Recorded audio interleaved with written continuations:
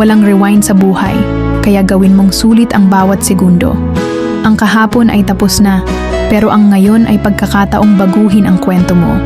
Huwag matakot magkamali, dahil doon ka lumalakas. Sa bawat pagbangon, mas pinapatatag ka ng panahon. Ikaw ang may hawak ng manibela. Kung saan ka patungo, desisyon mo yan. Gawin mong makabuluhan ang biyahe. Sa bawat pagsubok na dinanas ko, sa bawat luha na pumatak sa mga mata ko, sa bawat sugat at hapdi na tiniis ko. Lahat ng mga yan ay pinagpapasalamat ko dahil ito ang humubog sa akin para maging matatag na tao. Panginoon, sa oras ng aking pag-iisa at pagluha, ikaw ang kasama ko. Hindi ko man maintindihan ang bigat sa puso ko. Alam kong hawak mo ako. Sa bawat patak ng luha, pinapanday mo ang aking lakas.